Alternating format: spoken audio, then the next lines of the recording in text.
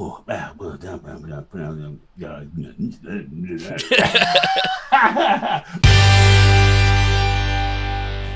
it going, everybody? Josh, KI6NAZ, coming back to you again. We're going to be talking about International Amateur Radio License. And today I have Callum, the DXCommander.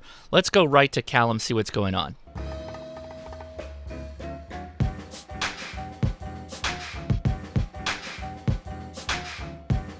Callum, how are you doing, sir? I'm very well. I'd like to welcome all your viewers to my face. Yeah. Please, by all means, feel free to call me Mr. Chubby, because since Christmas, I still haven't managed to lose all of its pies. Yeah, you know, that's the hot thing on YouTube now, everybody commenting what your weight is as we've increased our mass thanks to COVID-19. And that, I know. Anyway, a very good day. Thank you for having me on the show. Wonderful. And your call sign is M0MCX. Is that correct? That's correct. Okay. Absolutely. Callum, tell us a little bit about yourself, your channel, what you're up to within amateur radio. Yes, well, thanks for having me on the show, Josh. It's Callum. The company is DXCommander, and that was just a cup of coffee one morning coming up with the company name. I thought DXCommander sounded pretty cool. DXCommander channel, find me on YouTube. I've done about 720 videos, from everything from satire on 160 meters through to making some quite serious antennas. I like demystifying things, I suppose, Josh, and that's my channel. I think, and the other thing, it's really important. You know, life is pretty tough for a lot of people, and I think it's important we have a bit of fun as well. So that's what I am. So yeah, come across to my channel, cruise some of my videos, see what you think. Yeah. But yes, the DXCommander side of thing, I got these antennas, and if you've been living under a rock, you might not know about them, but I don't think it's the sales opportunity right now, so I prefer to move on, if that's okay. All right. Well, do go check out the website. Links in the description for all of Callum's links. Yeah. So I think you're familiar with what we're trying to do here. I want to introduce more people to international amateur radio, and I think obviously a good starting point for that is talking about different countries' licenses. So you being a representative of the United Kingdom, I was hoping that you might be able to fill us in a little bit on what that all means as far as the UK goes. Well, yes, I am an expert. So, I mean, okay, well, I'll give you the nutshell, shall I? That's and I've got some questions, and then we'll roll through those. But yeah, okay, I love the nutshells. I'll do the nutshell. So it's extremely, I mean, ignoring the rest of the world, the UK has 3 license tiers. The first one for the average Joe is about 4 to 6 weeks of study twice a week for an hour, literally. Okay. Maybe a couple of mock exams. And I always say if he can multiply, or she multiply 3 times 2 and mostly get 6, they will pass that. Okay, that's because it's basically a bunch of rules. Okay, because you've got to remember the RF spectrum is a shared resource. So we have a bunch of rules so that we know where we're supposed to transmit, where we're not supposed to transmit, and without having to hunt down the cheat sheet every time you go on the radio. You're just supposed to know this stuff. Mm-hmm. You can have a cheat sheet in the exam as well. That's not a problem. Oh, you can? Yes, they actually supply a number of media, you know, all the cheat sheets are there, you know, from frequency conversions to all sorts of stuff. Really? Okay. And I will, I'll just give Josh a bit more work. If you go in Josh's description, there'll be the 3 media. That's right. Because I can't remember what it is. And we'll just add that just for fun. Yeah. If somebody's after the whole 9 months. I'm assuming it's good information regardless of what country you come from and your license of origin. So, and it's also like the band plan, things like that, you see. Yeah. So that is the foundation license. And that's what it's called. And the candidate, that's the word I was hunting for, will then effectively end up with what we call a 10-watt license. Now, there's some of the microwave bands he can't go on or she can't go on. There's some weird frequencies like the 60-meter band is open for what they call full license holders. But in the main, they're a 10-watt station, all right? And that's, you know, for the VHF, UHF, HF, most of what we normally call amateur radio. So you get pretty much all the band access right out of the chute. Yeah. So Okay. now I know a lot of your subscribers are in the USA, Right. and in the USA, for instance, take 40 meters. Depending if you're a general or an extra or a technician, That's the right. 40-meter band is split appropriately. Not in the UK. If you will hear a foundation 10-watt license anywhere on the 40-meter band. Oh, wow. So Remember in the full UK, access. yeah, that's from 7 megahertz to 7.2. We stop here at 7.2. Region 1, I think we are. Right. Stops at 7.2. So that's a foundation, and he does it all online in the main, or she, right? The exam itself is online. It's like this. You know, you have your laptop and a little camera, a microphone, and you'll have a one-to-one invigilator guy who will, you know, and you do the exam, and you find out whether you've passed or failed instantly. Great. So that's foundation. Now, in a minute, I'm going to show you my little chart here, but not right now, because it's a bit of fun to understand how all the blooming call signs work in the UK, all right? Just a bit of fun. Very good. So he's a foundation license, and the current foundation license is, if you will hear a mic 7 or M7, all the 7s at the moment, until they run out, M7s are foundation license holders. Okay. Though previous to that, there was M6, and previous to that, there was M3. So 3, 6, and 7 are 10-watt stations. Okay. Then what we do is we move up. This is still the nutshell version, Josh, don't worry. Yep. Then we move up to intermediate. And an intermediate call sign, it starts with a 2 echo, 2E1, 2E0, because there is a 2E1, weirdly enough. 2E0. That's a 50-watt license, exactly the same as foundation again. You get full capability absolutely everywhere in the main, you know, your average rig, you know. And your big upper 2E0. is power then? Is that the big? Yeah, so he gets 50 watts, or she. Right? Okay. Now, whether we find this as individuals utterly ridiculous or not is beside the point. I'm just telling what the rules are. Right? Yes. We can pontificate at the latter half of the interview. Because at the end of the day, most, yeah, okay, you've got the 705, which is an Icom radio, and that's a 5 or 10-watt radio. Yep. And then I don't know a radio that comes out of the box that's 50 watts. Someone's going to tell this one in the comments, I know. But Not for HF, not that I can think about, right? no. Yeah. So why we didn't just give the intermediate guys 100 watts? I don't know. But anyway, of course, the difference between 50 watts and 100 watts is only 3 dB, so you'd probably never notice anyway. Again, that's a completely online course, and of course the nice thing about, and in the US you've got the technician's license, and I think in Australia we call it foundation as well. They're very similar, it seems like. Yeah, this isn't an exam where you're training to be a surgeon and you've passed the exam and now you can cut that man's leg off. Right. This is, if you think about it, the ability. It's all these exams are like, you know, we think you might be stupid, but we think you're kind of safe enough just to go and play on the radio. Right. And you kind of roughly know what you're doing. It always seems like you're smart enough not to kill yourself and others. That's right. Right? Is that the... Yeah. And because it's on the job training, most of this, isn't it? Yes. So, and watching people like, you know, me and you on YouTube, you get to, you just, you know, you understand a little bit more. So it's on the job training. So the foundation to intermediate can be a bit of a mouthful. It's like trying to eat a whole elephant in one go. But that's if you rush it. But if the candidate said, okay, I'll tell you what I'm going to do. I'm going to play with my foundation license for a year. By the time he comes to do his intermediate, he should kind of nearly know it, really. Other than the electronics. Got it. Right? And so you're saying mostly the test is kind of learned, acquired knowledge more than it is rote memorization in the UK. Yeah, because you still get the cheat sheets. You know? Oh, that's true. And it doesn't matter if you're doing the big ticket or the intermediate or the foundation, and our big ticket is called full. And I think I might sneeze. So if I do, then in the edit, Josh has just put like the Inception foghorn or something to cover it up. That's it. So And by the way, if anybody from any country is watching this and they're frightened of passing exams, because I was a exam frightener, right?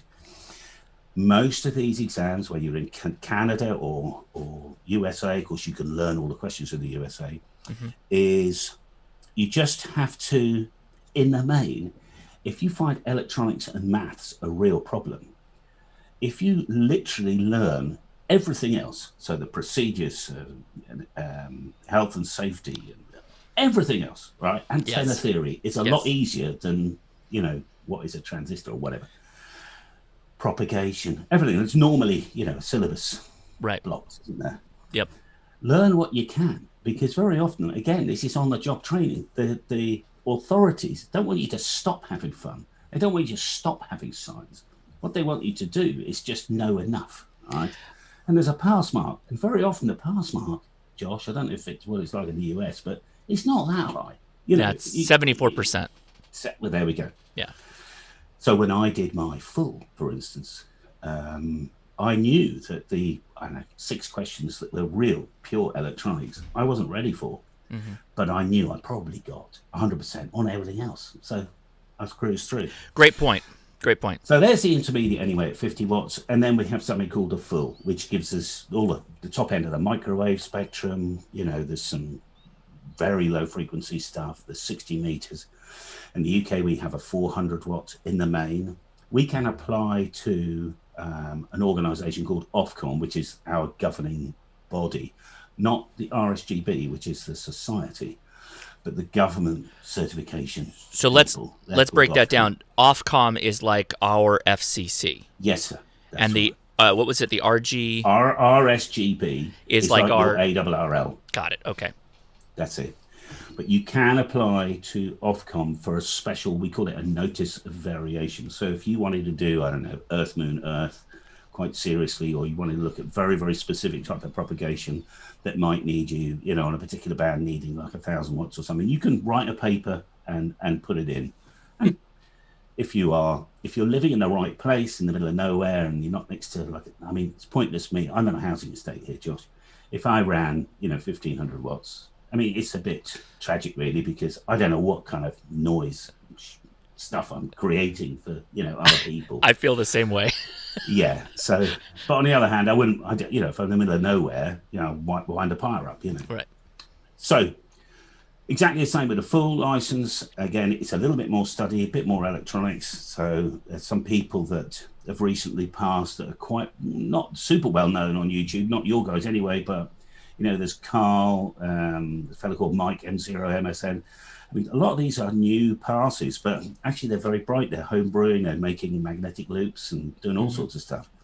So, but I just encourage people, because not all of us, I wasn't an exam passer, Josh. I know you're a really bright bunny, but I found it really, really hard. And I often think, well, if I can pass, anybody can pass. I'll be honest with you. I struggle with the maths, as you say it, as well as much as everyone else. Even though I am a software engineer, I'm much better with logic and statistics. But when you're talking like hard math, remembering rote calculations of how much power output when you stack ... like I will not remember that. I Google that stuff. I think everybody else does too. That's right. Yeah. Well, I remembered, and I'm going to do another video, and I'm not going to. I was thinking today what I was going to call it. I might call it Ohm's Law for really stupid people, right? Because it was just to catch their attention. Yeah, of course. Because when none of us are stupid, it's just that for some reason we panic. Wendy's the same. When I do maths with Wendy, sometimes she freezes. But if you just break it down, like, if I said to someone what's 25% of 80, they go, I don't know, you just, so there's a way, and I'll do that on a video soon, just a way of making maths seem really simple. I love that. And oftentimes, really, I think the best videos, I know we're going off on a little bit of a tangent here, but sometimes the best videos are where you just take something that people believe is complicated and help break it down. It's amazing how valuable that is to people. It is, yeah. So demystifying, and that's ham radio, by the way. Yeah. If you go on all the forums and everything else, the problem with our hobby, that there's always 18 different answers to the same problem. Okay, which is the right one? Yes. And sometimes actually doesn't blooming matter. I agree. And I would argue, too, I think there's some people that are actually trying to keep it difficult. So some of the old school boys, they love it a little bit complicated. Yeah. Oh, about 450 unbalanced, fine. Oh, yes, I don't know about that. So you got the full license, and you got 400 watts output. Yeah. Is there a way to bump that? Is that where you would go out to Ofcom, and then you get the request more power? There's two ways of doing it. There's a notice of variation.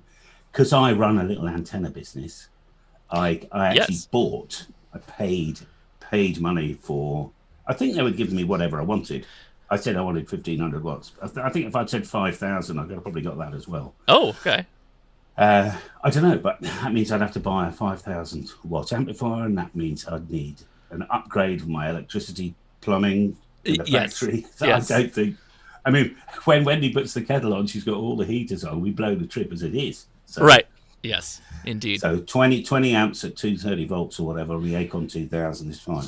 But I did my most scientific, scary video I've ever done when I keyed the amplifier at 1,600 watts for 65 seconds on a quarter wave vertical, just to see if the wire would melt. Right. And this is with the DXCommander. And I'm holding the button outside the window, watching this thing. I'm just waiting for the biggest explosion to happen. Like the valves to explode or something. This was for your DXCommander. Which model was it? I was reviewing some new antenna wire, which is now called DX10. Right. And you've got some of that. I do. It's wonderful. So going back a step, do you know about how many questions there are per class of license, roughly? Now, yes. So I might this month it might have changed. Right. Okay. So, but for certainly up to recently, there used to be 26 questions on the foundation. Now I'm sure someone in the comments, when I did it, it was 24, or when I did it was 32. But it's not a lot. No. Okay. Yeah. I can't remember what the pass mark is. It's 65, 75. Yeah. It's, in other words, the barrier to get in isn't tremendously difficult. Mm-hmm. And there are a number of online mock exams you can do to give you a bit of confidence that, in fact, you're going down the right route. How would you recommend people study for the license tests? Right. Very good. So we have a book called Foundation Now, and I don't want to give Josh too much of an edit, but he'll show you a copy of that on the screen now. Foundation Now from the RSGB. It's a 20-page. That's all it is, and it's big. It's what we call kind of A4. It's your, standard printer paper size. Right. That big, and with a few pictures in it. So it's like all these things. It's not perfect, right? But if you bought that, I've got a playlist foundation, but of course, which might be quite interesting. But there's a great organisation actually called it's a club. It's called Essex Ham. Essex is just outside of London, southeast of England, and they do very good online tutorials and things like that. And that gets you started. Like all these things, once you're in the hobby, you get to know people, you get to know some YouTube channels, or you get to know a community somewhere or a club or whatever else. And it's then much more easier to get involved and do intermediate and full. Sometimes the big barrier is just getting in, because, and I remember when I didn't know anybody. I just knew I wanted a hand ticket. Right. And so it's kind of, you got to put yourself out there. Indeed. It's a bit easier now because since the COVID thing, of course. And Josh, I apologise if I'm talking too much, my friend. No, this is for you. I mean, really, I want to know this information. I'll jump in. Don't worry if I have a clarification. But I'm really curious about other countries, how ham radio works. I've actually got a really interesting question. Go on. I did a video like this with Hayden. He's in Australia, and obviously I'm in the United States. Big land, right? These countries. Yeah. In Britain, you guys are relatively close in. I appreciate it's a relatively big country as well. But do you find that there are maybe more densely packed hams, or it's a closer knit community than some of the other countries like United States, maybe Australia? Okay. Yes, and no. But Okay. the So problem a is, proper ham answer. Yes and no. yeah, exactly. And I can also say that 18 different ways. Yes, that's right. So um, now, so in the UK, just like the USA, we have a lot of war walkie-talkies. Mm. But the problem is, I don't know why any of us buy them in the UK because you can't talk to anybody, right?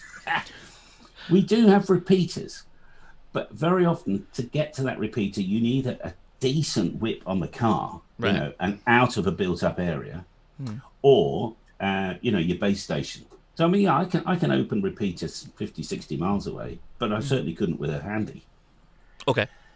Now, I go to work in the morning and come back. I actually do a short day because I do a lot of YouTube, so I do a short factory day, and then I've got either video to make or editing or whatever else when I come home. Mm-hmm. Actually, I have a sleep in the afternoon like Churchill used to do, and it's the truth. Yep. And I make a habit of calling CQ at least once on the way to work and at least once on the way back on the calling frequency, not on a repeater. And I'm VHF only calling. about, yeah, Okay. just on our calling frequency on VHF. In the UK, that's 145,500. Mm-hmm. How does that go for you? Only about 10 to 20% of the time do I get a response. Okay. Now I'm physically not in a built-up area, but my signal would go right through into Birmingham. I must have at least 5 million people. If they all had a decent radio, could hear Right. me. Right. But very often I'll get absolutely nothing. Mm-hmm. Okay. However, and I watch videos of some of my guys, on YouTube. If you go out on a Saturday afternoon and they go up to a hilltop and call CQ, they'll have a pile up on 2 meters. Sure. So like a proper soda, like a Summits on the Yeah. Air. You'll just drive up to the top of a hill somewhere, and everybody's out playing, because you got to remember, I suppose, at 3 in the afternoon, people maybe haven't got their radio on. That's why I don't often get a response. True. But if I don't get a response on 2, I immediately drop to 40 and call CQ there. And on average, I still get, even though I don't have a base station installed that's going in kind of this next coming 2 weeks at the factory, I still average my 1 QSO a day, because I think, oh, good for you. I've got the privilege to do this sort of stuff. It'd be a shame not to use it, because I've got a nice little rig in my car. You see. Do you make local contacts, local within your country, Yeah, on so, HF? Yeah. So I'll just show you this piece of paper. Yeah, let's look at it. So top to tail, we're looking at about, I don't know, I think that's 600 or 700 miles. Okay. Okay. So today I spoke to a fellow up right in the north of Scotland, and Birmingham is about there, right in the middle of England. There's a border somewhere around here where you got Scotland. It says it. If you're not watching on a mobile phone, you might actually see that. Yeah.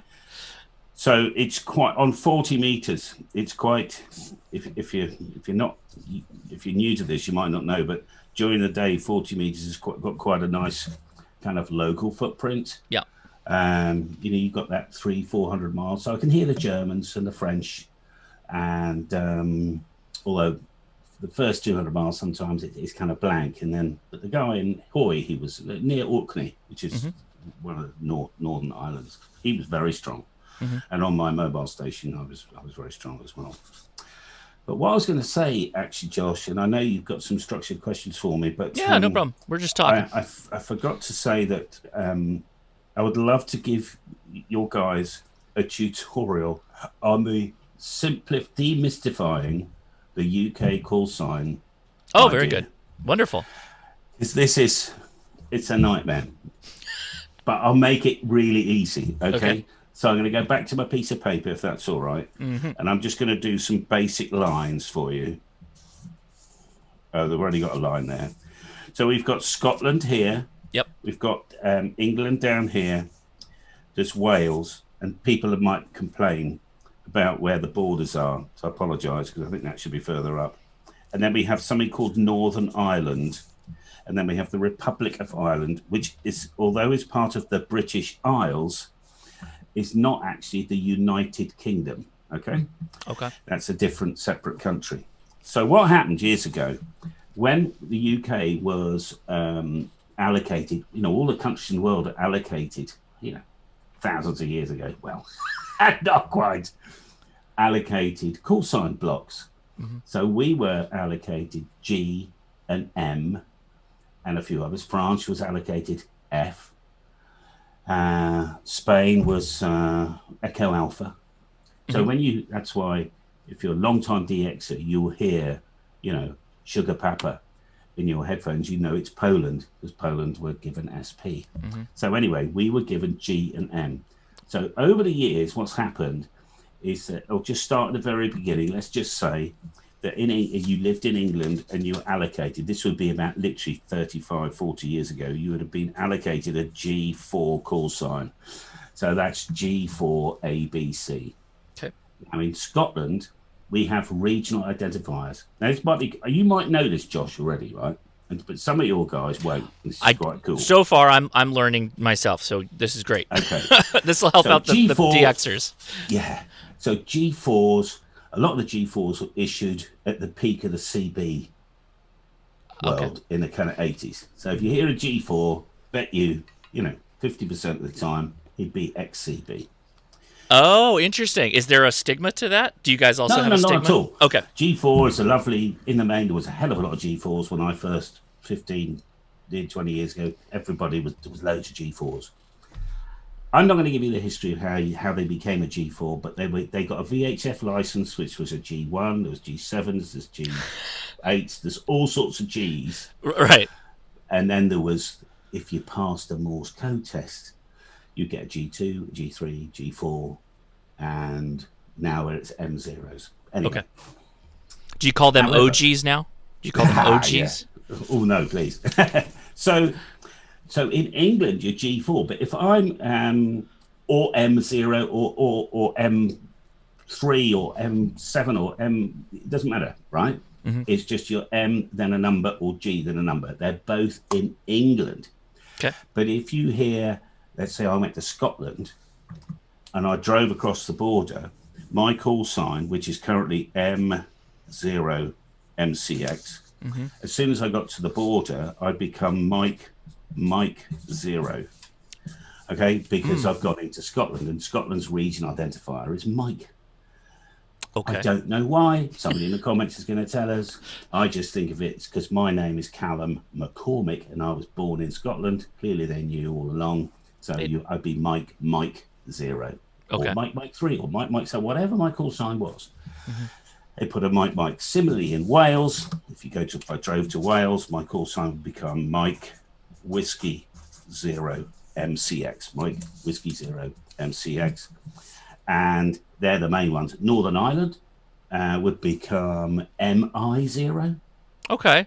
So it's tracking a little bit. Scotland got kind of shafted a little bit without getting an S, right? Yeah. But all these are separate DX entities. So if somebody's after, lots of DX entities, they can collect Scotland, Wales, England, Northern Ireland, and then there's another 3. Oh, wow. Okay. Yeah. So we've got this in here is the Isle of Man. Yep. Great motorcycle race. Yes, that's right. And how I remembered it, because you ride a motorcycle, but you drive a car. So also the capital city of the Isle of Man is Douglas. So there I would be, if I went to the Isle of Man in my car, mobile, I would be Mike Delta 0. Okay. Similarly, off the map here, not shown, but down here somewhere, we've got the island of Guernsey and the island of Jersey. Jersey is Mike Juliet. Okay. And Guernsey would be Mike Uniform. Okay. And then it gets even worse, but I'm not going to go into it. If you're a 2E0, the intermediate, they would lose the E. So you become 2 Whiskey, and that would be Wales. 2 Mike 0 would be Scotland. 2 I 0, 2 Delta, and so on and so forth. But anyway, kind of now you know, right? So I think I did a video about that. Yeah, so and I'll link to that in the description as well. So it's really about the regional character that signifies what the entity is. Yes. Okay. It's called a regional identifier. I don't know why we have it, to be honest, but we do. Okay. And that's apparently mandatory. Oh. What is not mandatory is the requirement to issue your call sign M0MCX/mobile. I don't have to do that. Okay. Or portable or alternative or anything. I can just use my call sign. As Okay. long as every 187 years or something, I say roughly where I am to within 2 miles. So whatever the rules are. I think the United States is the same way. We only need to do the /AG if we went from technician to general, and now all of a sudden the FCC database hasn't been updated, and we got a technician out there right after they pass. Oh, I see. That's why they slant AG for amateur general. Oh, I didn't know that. Yeah, so that that's only as long as the database gets updated, right? That kind of thing. Okay, couple of weeks or something. Right, exactly. Because once you get your general, for us Americans, we don't really have a lot of HF access as technicians. Oh, I see. It's when you get general, the floodgates open. You get out on HF and you go crazy, right? Wow. Yeah. So the difference there, I prefer actually. I kind of like the approach that the UK and the Australians have to the way they provide band access. I think that's a better way of doing things for many people. Because you give a technician access to 2 meter, 70 centimeters, 6 meters, some of 10 meters, and they get full power output. They can go all the way up to microwave and start going nuts. I know that's probably rare, but yeah, you could go crazy with your technician license. There's a lot to do. Yeah. So to bring it back a little bit, are there any? No. This is fantastic. This is exactly what I want to see, and I love the character you bring to these kind of discussions. Okay. Are there any restrictions on modes? The technicians, again, going back to them here in the States, they do get a piece of 40 meters and 80 meters, but they're limited to only Morse code, CW, in that amazing, isn't it? In that space. Anything like that? No, nothing. It's free reign. You want to do CW, you do CW. You want to do FT8, you want to do voice, do anything in the main. Yeah, there's no mode restriction at all. Okay. Or frequency. Some bands, that's all. I mean, again, the upper microwave stuff and 60 meters, there's a few odds and ends. But again, you're tested on that, and there's a little band plan. And in other words, most of the radios you can physically buy, right, off the dealer's shelf, you'll be able to use. I asked the same question to Hayden because I think they have like a 50 watt limit and then a 400 watt limit too. Who's actually going door to door and checking if the what was it, the intermediates are actually staying at 50 watts? I mean, there's nobody, and there's no money in the pot to check it either. I don't actually have an issue with it, to be honest. Some people do, because we're very the problem. I kind of quite like amateur radio for the rules. All right. You do? Yeah, I kind of like the rules in a weird way. Okay. Yeah, I mean, otherwise it'd just be anarchy, and it would be people just pirating and whatever. I think there's an element of some rules that are required. What I don't care about particularly is power limits. I just don't care. I just don't really have an opinion. If somebody wants to do 100 watts, it's nothing to do with me. It's a bit like, what am I going to do if I see a driver doing 45 miles an hour and a 30-mile-an-hour speed limit? I'm not going to phone the police. As long as they're safe, right? I mean, there was nothing around. Whatever. I don't know. I mean, there's some lunatics out there and there's people dying. We should be worried more about that than we should be worried about the guys on 50 watts, not 10 or whatever. Right. I just don't have an opinion, really. What's the associated costs with getting your license in the UK? It's cheap. It's very cheap. So I think the course is free. The book is $5, $6, $7, right? Which I think it's like £4.99 pounds, which is about £6, $6.50. That's to take the test or the book? No, it's just to buy the book. The test I think was $27, to about $35, $36. That's it. And does that cover you for 10 years, like in the It States? covers you forever. There is no license fee. Oh, period. You're done. Yeah, Does the license you expire? self-administer, you self-certify that you're still alive every 5 years or something. You know, Sure. you have to, you log into this Ofcom thing. Is your details correct? Yes, that's it. Go and have a laugh. So then, Basically. pretty soon here, the UK is going to have a leg up on the US with our fees going into place. Every 10 years, we'll have to re-up for $35, right? Well, okay, so it's the equivalent of a cup of coffee a year. I Right, suppose. right. But we're You know, still whatever. we're bargain basement in comparison to the Australians. They get absolutely raked over the coals there with the costs associated with getting a Really? license. Yeah, hundreds of dollars, hundreds. Oh, really? Oh yeah. And there's I believe a $70 fee every year to keep it up. Well, it's somebody eventually look at it and go, okay, all this money just pays for the 6 people administering it. So if we just got rid of the 6 people, they wouldn't need to pay it. Right. Just Problem solved. jobs for people. It I don't is- know. I don't know.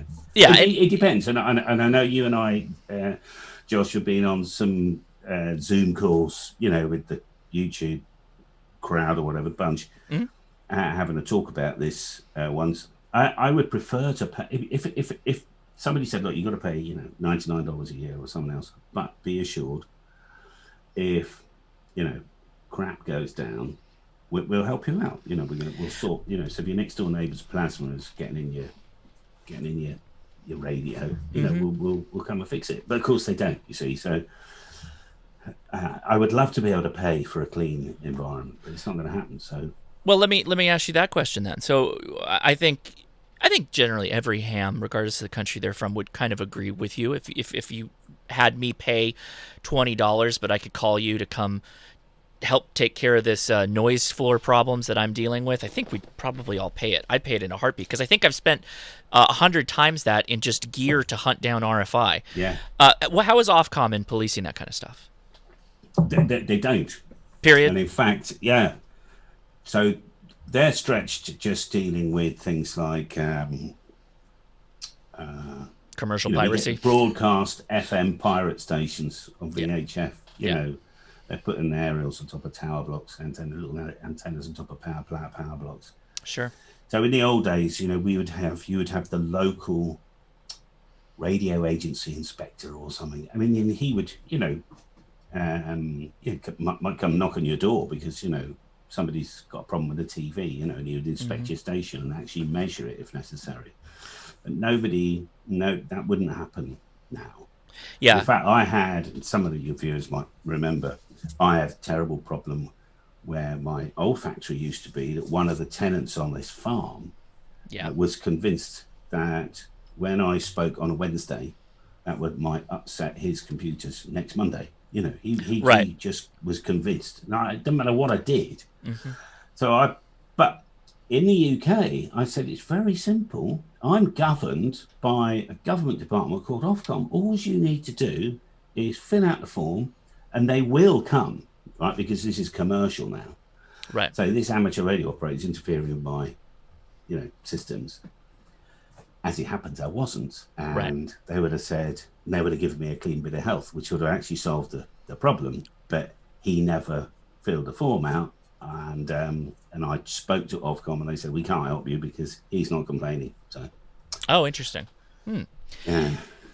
And I'm sorry to hear about that. That whole saga you had to go through and kind of upend your entire company and business, find a new location.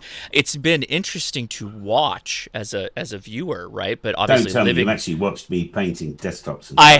And building them. Yes, I actually was jokingly saying, I think it was on the after chat last night, I would watch Callum cut 2x4s just because it's so funny hearing his commentary on what's going on. So yeah, I love those stuff. So yeah, good job. Well, thanks for the flowers. No problem. Is there anything quirky that's a part of your licensing system, part of amateur radio in the UK, aside from the call sign structure that you had mentioned just now? There was a time where you could, for just a few months, they were reissuing very, very old call signs. Now, and then all hell broke loose because there was a lot of G5 with 2 letters. Now, you know, it's probably the same with license plates in the US. You could buy a license plate, you know, make, you know, Josh 1 or something, you know. Right.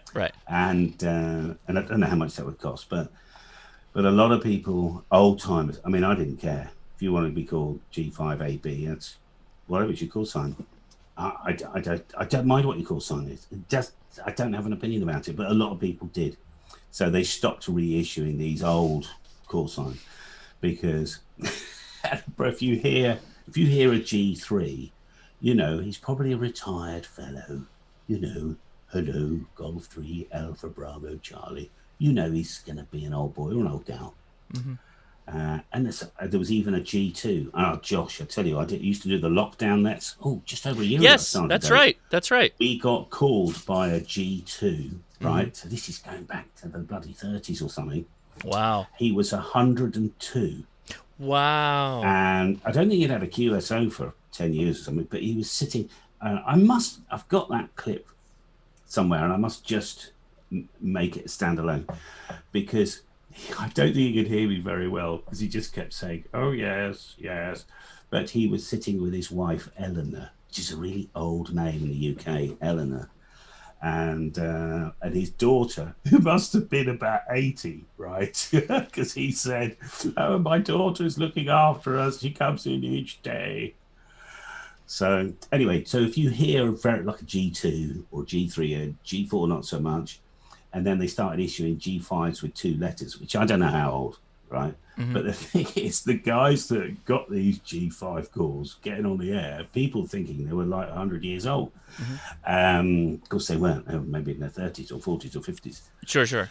So is that a big quirky thing? So people got very upset about that because some people that really lost their underpants about it. And I guess that's because they once a license becomes used and say this person passes on, it doesn't get reused. It sounds like.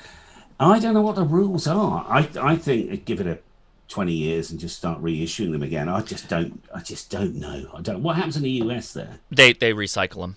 Yeah, they start moving through it. Now, this is statistically, right? There is a lot of combinations of call signs. So often people will become new licensees and they'll apply for their grandfather's license, their father's license before them, that kind of thing, which is actually pretty nice. That's one thing I do like that people can go in, petition, get their relatives license, that kind of thing, and carry the call sign on. Yes. What would you change? Nice. What would you change within the licensing system? Anything? I think I'd do away with this the foundation and intermediate, roll it into one, and almost sort of foundation plus. I don't want to take the barriers away. Mm-hmm. But I just want them to be able to use 100 watts because sometimes it's a bit off-putting to be on 10, and they'll only turn it to 100 and then feel guilty that they've done it. I just don't want them to feel guilty. So you're saying take the first level license, the foundation license, and kind of marry it to the intermediate, which is the secondary. Or maybe give them. I don't know because I don't like making these decisions, but I'd give everybody at least 100 anyway. And then I don't know. I might come up with, you know, if you pass the intermediate, you get something else, whatever that something else is. I don't know. Yeah. I would at least give them 100 watts, to be honest. Only because I've actually held the end of a 100 watt antenna when somebody was talking, and I didn't hurt myself. I knew it was bad, and I immediately let go. Mm-hmm. They're not going to kill each other, right? Sure. 100 watts. I'm pretty convinced of it. Yeah, I'm always curious. Learn, you know. I'm always curious the history that led to 10 watts, 50 watt output, right? Sometimes the answer is it's just the number we landed on. You put 10 people in a room and come up with an idea, and it sounds great, doesn't it? And that's the problem. Indeed. And it, you know, it's kind of worked. And I did it as well, but I was a little bit paranoid about my power limit. So I bought this radio. It had mobile rig. It had 5 or 25 on it. And I thought, I better not go to 25 because like I'll get banned or something. So, but looking back, I just think, why did I just...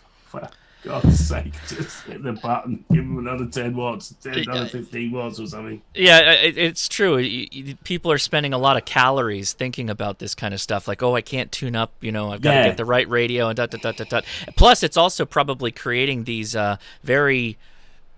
these radios that have a very short lifespan to them, right? Where it's like, oh, here's a 5-watt radio with a switch, and it's the extra complicated engineering to go into it. It's like, just make it. Give them everybody. Yeah, be done with it. Apart from that, there's some specific radios, and if you're watching this and you're still watching, have a gold star, honestly. But the 705, and there's a few what I call QRP style radios. Elecraft's got KX3, KX2, KX3, yeah. And that's fine. They're designed for DXpeditions and people who just want little micro stuff to go in a car and whatever. Yeah, but like the little guys, the mountain toppers, right? The ones that are like lovely. Tremendous. To put in a back pocket.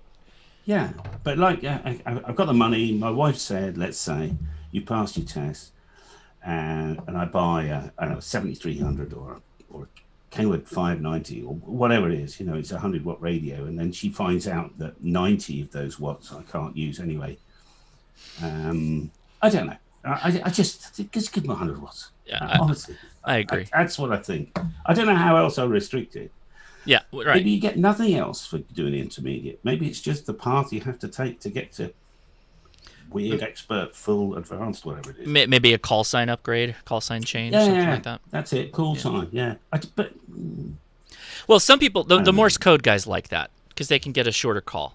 That's of value. Why not? Yeah. So that's cool. That's cool.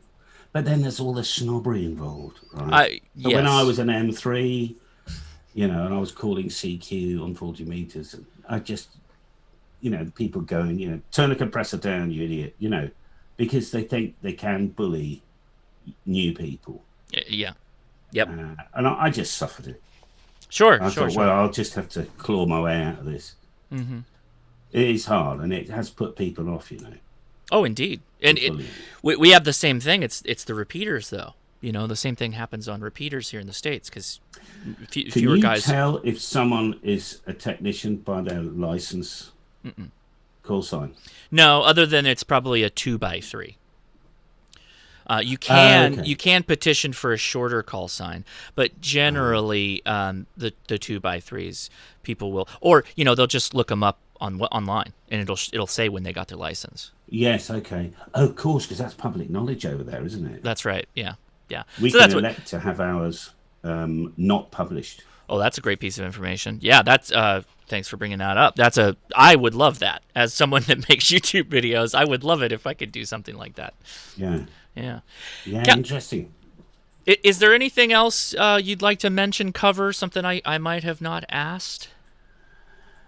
No, I could sit here scratching my head and acting like an idiot, but I'm quite good at that anyway. Well, Callum, this has been delightful. I absolutely love talking with you and having you on the channel. I do want everybody to go to Callum's YouTube channel. It is the DXCommander. Name here is right here in the bottom. And also, please go to his website. His links is in the description. Makes a wonderful line of antennas, both portable and fixed, that I have personally used out in the field, and they're fantastic. I made videos on it, on the setup and installation of the DXCommander Expedition. Yeah, you did. Yeah. In fact, you sent me a personal note saying it's the first time you've been out portable and you didn't feel outgunned by another antenna. Yep. That was exactly how I felt when I assembled it. And once you get it built, every subsequent setup, it's very easy to set up. It gets quicker and quicker. It does. I think you get very familiar with it. Once you get it in your head, read through the instructions a couple of times. I think you even mentioned that.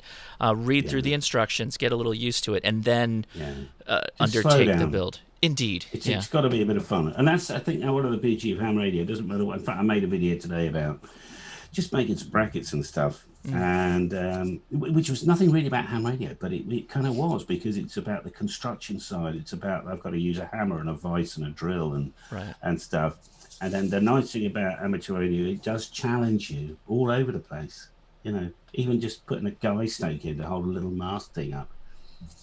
Or in your case, have it collapse on you live on air. There's always a slightly better way of doing something, right? And Yeah. I'm always the one who has to. I've got to hit my head on the way down the tree on every better way to do something until I Tell me really about it. gain mastery of that. And that includes antennas and everything, like including live when the antenna mast will drop Yeah. live, right? Had to learn a new lesson for that. But Yeah. Well, thanks for having me on the show, my friend. oh, And beautiful. all the best to you. Yeah, thank you so much. And so again, go check out Callum. And thanks everybody for watching. This has been Josh, KI6NAZ, the Ham Radio Crash Course. If you could, give us all a thumbs up and subscribe, okay? And we'll talk to you again soon. 73.